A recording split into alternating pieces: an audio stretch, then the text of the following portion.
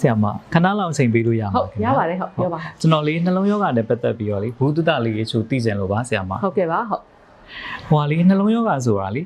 အမျိုးသားတွေဘယ်နှမျိုးလောက်ရှိလဲဆရာမ နှလုံးယောဂမှာဆိုတော့ကျမတို့အဓိကသွေးကြောယောဂပေါ့နော်သွေးကြောယောဂရှိတယ်ကြွက်သားအားနဲ့ယောဂတွေရှိတယ်ဒီအဆုတ်ရှင်ယောဂတွေရှိတယ်စီးချက်ခုံမမှန်တဲ့ယောဂတွေနဲ့မွေးရပါနှလုံးယောဂတွေဆိုပြီးတော့ရှိတယ်ရှင်ဟုတ် ဆရာမအဲ့ထဲမှာလေဘယ်ဟာအဖြစ်များဆုံးလဲဆရာမ ဖြစ်များဆုံးကတော့သွေးကြောယောဂပေါ့နော်ဗမာပြည်မှာရောကမ္ဘာတဝန်းမှာရောလူပေါင်းတန်း20နီးပါးကဒီသွေးကြောယောဂအကြောင်းကိုယောဂတွေခံစားနေရတယ်သွေးကြောယောဂအကြောင်းပဲနောက်ဆက်တွဲယောဂတွေကိုလည်းပို့ပြီးခံစားနေရတယ်အဓိကကတော့ဝင်ငွေနေပါတဲ့နိုင်ငံတွေဝင်ငွေအသင့်အတင့်ရှိတဲ့နိုင်ငံတွေမှာဆိုရင်တော့ဒီယောဂတွေကပို့ပြီးခံစားနေရတာကိုဆရာမတို့သိရှိရတယ်ပေါ့နော်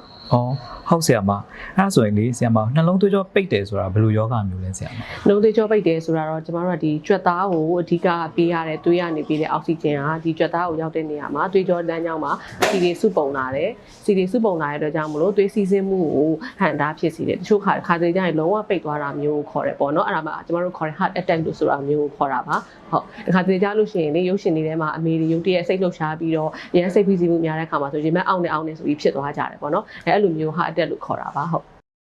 ဟုတ်ဆရာမဟိုဟာလေးကျွန်တော်လည်းကြားဘူးတယ်တခါလေအစည်းအဝေးခန်းနေထဲမှာလေအလုံးရှင်တွေပေါက်ကွဲဒေါသထွက်ပြီးတော့လေရှင်ဘက်ကိုလက်နှမ်းဖိပြီးအောင့်နေဆိုရတဲ့တရုပ်ဆောင်လာလေးဆရာမကျွန်တော်ကြည့်ဘူးတယ်သိလား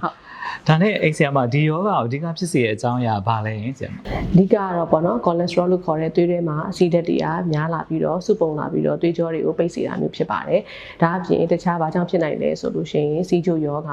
သွေးတိုးယောဂအဝလုံယောဂကိုလက်လှုပ်ရှားမှုနေတဲ့ယောဂတွေမှာစိတ်ဖိစီးမှုများတဲ့သူတွေဆက်လက်ကွန် vape စတဲ့ဟာတွေသုံးတဲ့သူတွေမှာဆိုလို့ရှိရင်လည်းဒီယောဂတွေအဖြစ်များတာဆရာမတို့တွေ့ရပါတယ်။ ဟုတ်ကဲ့ဆရာမဟိုလေကျွန်တော်ကြားဘူးတယ်အမျိုးသားတွေကပူဖြစ်တယ်ဆိုတာဟုတ်လားဟင် ဟုတ်ပါတယ်အမျိုးသားတွေမှာတော့အဓိကများတော့မျိုးသမီးတွေနဲ့ရှင်ရင်တော့ပူဖြစ်တယ်ပေါ့နော်နောက်ပြီးတဲ့အခါကျတော့ဒီမိသားစုမျိုးထဲမှာနှုတ်ယောဂရှိတယ်ဆိုလို့ရှိရင်လည်းမိမိမှာပို့ပြီးတော့နှုတ်ယောဂဖြစ်နိုင်ခြေကပိုများတာကိုတွေ့ရပါတယ်ဟုတ်ဆရာမအခုလိုလေစိတ်ရှိရှိနဲ့ရှင်းပြပေးရကျေးဇူးများတင်ပါတယ်ဆရာမရပါတယ်ကိုအောင်ဟိုနောက်လည်းအားလုံးကျမကြီးနှလုံးကျမကြီးကိုပို့ပြီး view ဆိုင်နိုင်ကြပါစေလို့ဆုတောင်းပေးပါတယ်ဟုတ် Hello chat space နဲ့အဲ့ဆိုအမကိုလေ ECG ဆွဲထားပြီး baseline investigation နဲ့ trap D agent တွေဖောက်ထားပြီเนาะအခုကြည့်ခဲ့မယ်เนาะဒါခဲ့ပြီเนาะ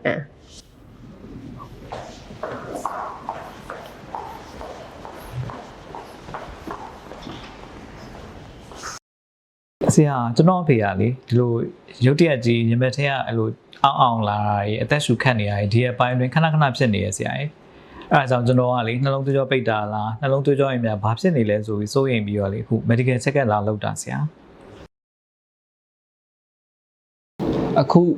စစ်ဆေးတာတော့ echo ရိုက်တာပေါ့နော် echo ကတော့နှလုံးရဲ့လုပ်ငန်းလှုပ်ဆောင်မှုတွေကိုစစ်ဆေးတာဖြစ်ပါတယ်ခုနကပြောတဲ့လက္ခဏာတွေကတော့ရေးကြီးတဲ့ warning sign တွေပဲဖြစ်ပါတယ်ဟုတ်ဆရာအဲ့ဆိုရင် warning sign ဆိုတာဘာတွေလဲဆရာ warning sign ဆိုတာအဓိကကတော့ရင်ဘတ်အောင်တာပေါ့နော်ရင်ဘတ်ထဲကနေပြီးတစ်ခုခုနဲ့ဖိထားသလိုမျိုးဆွဲဆုပ်ထားသလိုမျိုးပေါ့နော်နောက်ပြီးတော့အသက်ရှူမောရတာချွေးစီးပြန်တာပြုတ်ရန်အန်တာတွေလည်းပါတာပေါ့နော်နောက်တစ်ခုကကြတော့တခါလေတချို့တခါတရံမှာကြတော့ဘယ်ဘက်လက်မောင်းအောင်နာအောက်မေးရိုးနာအောက်မေးရိုးအောင်နာမျိုးတွေလည်းဖြစ်တတ်တယ်ပေါ့နော်တခါလေကျရင်ရင်ညွန့်အောင်ကနေရင်ညွန့်ကနေပြီးတော့စူးကနေအောင်နာမျိုးတွေအဆိုင်နာနဲ့တူတတ်တယ်ပေါ့နော်အဲ့ဒီအချိန်ကမျိုးမှာဆိုရင်တော့ ECG လိုမျိုးဆွဲပြီးတော့အဆိုင်ကြောင့်လားနှလုံးကြောင့်လားဆိုပြီးတော့ခွဲဖို့လိုတယ်ပေါ့နော်ဟုတ်ဆရာဒီ ECG echo ရိုက်တာတွေအပြင်လေဘာတွေစစ်လို့ရသေးလဲဆရာဟုတ်ကဲ့ ECG echo အပြင်ကျွန်တော်တို့ treadmill လို့ခေါ်တဲ့လမ်းလျှောက်ဆက်ပေါ်မှာလမ်းလျှောက်ပြီးတော့ ECG ဆွဲတာမျိုးတွေလုပ်လို့ရတယ် structure လို့ခေါ်တာပေါ့နော်နောက်တစ်ခုကကြတော့ပုံရိပ်ဖော်တဲ့ဟာမျိုး CT လိုဟာမျိုးတွေနဲ့ကြည့်လို့ရတယ်နောက်တစ်ခုကကြတော့အကောင်းဆုံးကတော့နှလုံးသွေးကြောကို